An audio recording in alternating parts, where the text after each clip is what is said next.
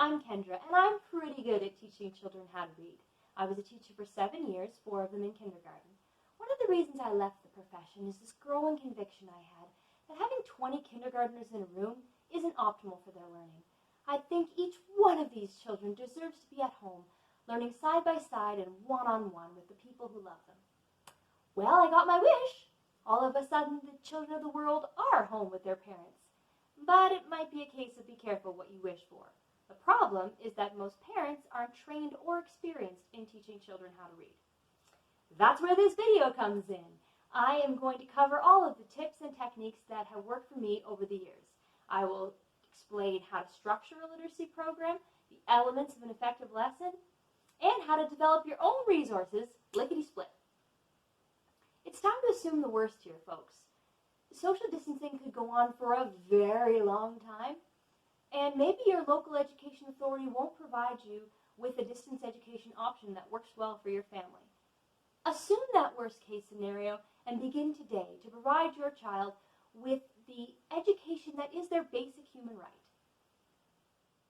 Direct instruction doesn't need to take up a lot of time. Young children can get much of the literacy learning they need seamlessly integrated into their rich imaginative play. When you're playing restaurant with your child, let them make their own menu, make money, and jot down orders. That last one is particularly good for working on beginning sounds. Explain that a busy wait staff might not have time to write down the whole word spaghetti, but writing just sp, S-P, could trigger their memory to tell the kitchen, we need a spaghetti. The rest of this video is about the formal and focused language lessons that you do want to take some time for each day. They are no substitute for play. Play, play, play. Take heart in the extent to which your child can already read. Reading begins with reading the pictures, not the words, and with memorizing familiar texts. When I read this sentence to my 1-year-old son, the king picked up his, and leave that pregnant pause, my son will provide the word spoon. He knows it because of the visual cue and because we've read this book lots and lots of times. For children who have ample experiences knowing the words in a book based on visual cues and memory, being able to identify more of them based on the sounds their letters make is a natural next step. Is your child ready to take that step? The trait that determines whether phonics lessons can stick is phonological awareness. That is, can your child notice the sounds in spoken words and play with them? Do they know when 2 words rhyme or when they begin with the same sound? And can they break up long words into syllables? Banana. If so, they are ready for the lessons in this video. If you ask first-timers for a basic design of a literacy program, they might guess they should teach a letter of the day alphabetically. It's day 1, so we're eating avocados and drawing pictures of ants and printing the letter A. Tomorrow we'll do B. There are a few things wrong with that plan. First, you don't want to introduce the letters in alphabetical order. There are letters that are easier to learn first and letters that help you learn other letters later on. Second, phonics lessons aren't really about letters at all. They are about sounds. In English, the correspondence between letters and sounds is imperfect. C doesn't get its own day because it doesn't deserve its own day. You'll teach the k sound, k-k-k-k sound, k-k-k-k sound. Sometimes it's a C, sometimes a K. K-k-k-k sound, k-k-k-k sound. Cookie, kangaroo, and karate. And then you'll explain that while C normally makes the same sound that K normally makes, it sometimes makes the same sound that S normally makes. I have the perfect book for that. And there's a digital version of this book with a link below. The main problem with the letter of the day model, though, is the idea that you can do a sound, be done with it, and move on. It is crucial that your child understands each new sound you introduce in relation to and in comparison with other sounds. To that end, don't start with a single sound. Start with a pair. Start with B and T. B and T sound very different, and they look very different, and they're both very easy for young children to hear, to say, and to print. Here's your main activity for day 1.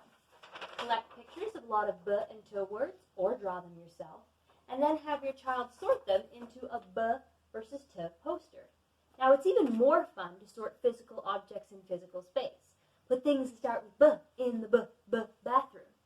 But you'll want to make the poster too, because you're going to create a wall in your home where your child can point with pride to all the sounds that they've been learning and also see how those sounds relate to each other in one grand visible display. After B versus T, you're normally going to introduce one sound per day. Day 2 is S. Day 3, for each one, you need a 4-part lesson. First, you're going to want to have a jingle to make that sound stick in your child's head. It could be as simple as something you make up yourself, T, or something more complicated you might find on YouTube. For an S I make just a curvy little snake. For an S I make just a curvy little snake. And that snaky makes my knees a little shaky. Ed the elephant likes red eggs. Ed the elephant likes red eggs.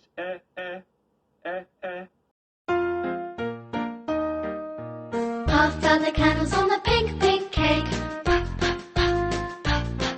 The best jingles also help your children when they're trying to write a letter. A candy cane and then a line, that's an F. A candy cane and then a line, that's an F. Part 2 of a great lesson is a game that gets your child thinking about the sound and where they've heard it before. A very simple one is Promise Pictionary. It's just regular Pictionary. The promise is that whatever you draw will start with today's sound. So suppose you're teaching G, you draw this. Your child will say duck, and you're like, wait, if duck started with G, it would be a guck. They say swan, that would be a gone, and eventually they'll come up with goose. An even simpler game is to take something that you do during the day, whether it's a meal or going for your sanity walk, and decide that for that length of time, you're going to use the day's sound at the start of almost every word. Good morning, darling. We're having ghost and goops for breakfast this morning. Nothing is more fun for your child and also gets them that phonemic awareness we've been talking about. Third, you want to let your child practice making the shape of the letter in a big and easy medium. Young children's fine motor skills are just developing, so printing an unfamiliar shape with paper on pencil can be physically and emotionally taxing.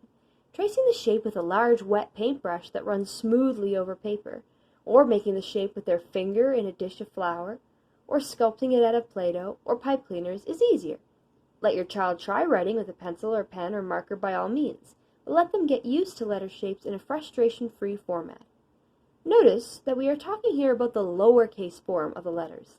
It's quite easy to familiarize your child with capital letters, pointing them out on license plates on your daily sanity walks and at the beginning of people's names, and they get most of the glory on Sesame Street and alphabet fridge magnets, but the vast majority of letters that your child encounters in books are going to be lowercase, so you want to shine a spotlight on them during your language lessons. Fourth and finally, you'll want a part of your lesson where your child can work independently and show you what they've learned. It's time for the pencil and paper worksheet. Any more than one of these a day is utterly overkill, but one of them can actually be pretty fun. You might be thinking, but I'm social distancing and I don't have any worksheets.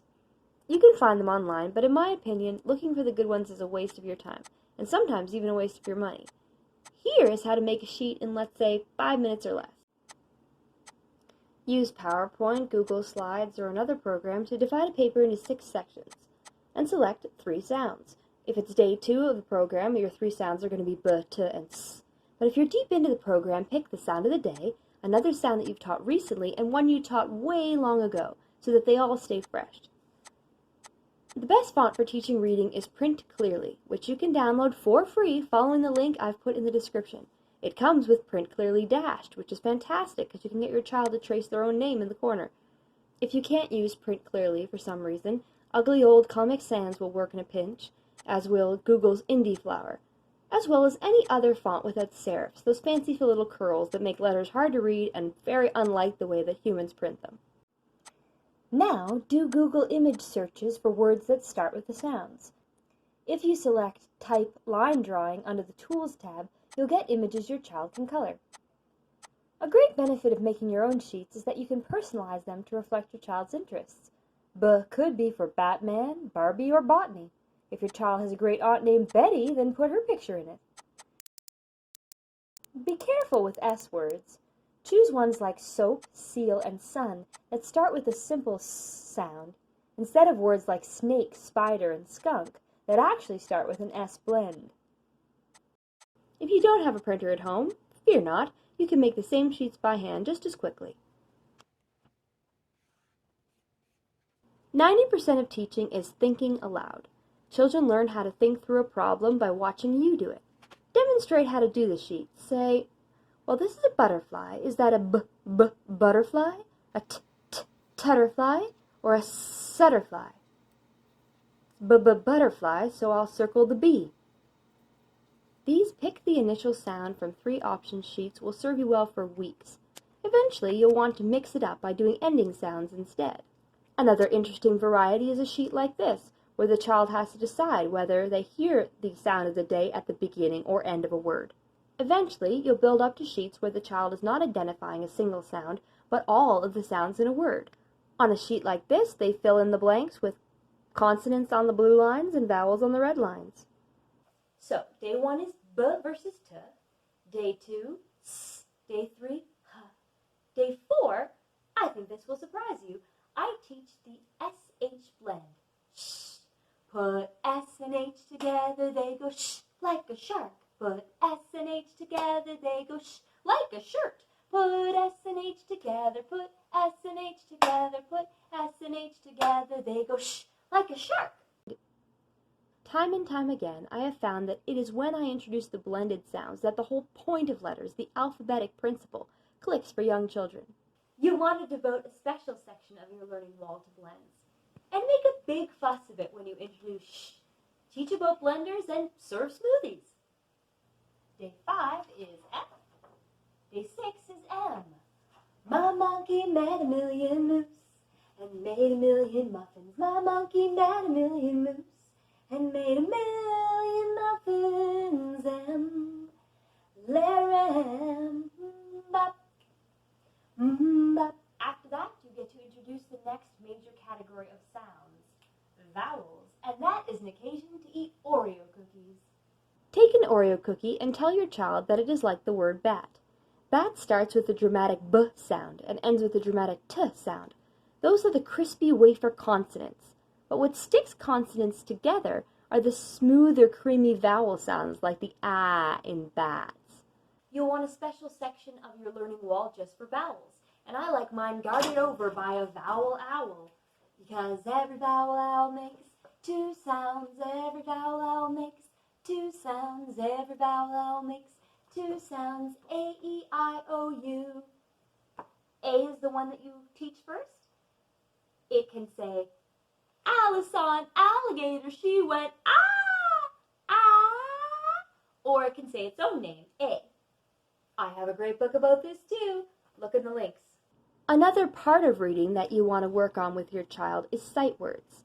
That is, you want to gradually teach your child to recognize some common words at a glance without sounding them out. I suggest you choose a day of the week where you take a break from the sound stuff to add a few new words to a sight word collection that also has a special place on the wall.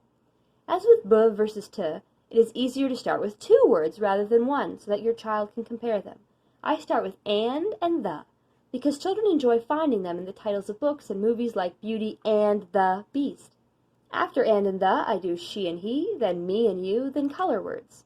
The final thing I want to touch on in this video is how to reinforce these language lessons when you're reading aloud with your child. Reading aloud is the backbone of literacy instruction. Crucially, when you've started teaching phonics, don't let it zap the joy out of read-alouds by asking your child to sound out every single word they encounter.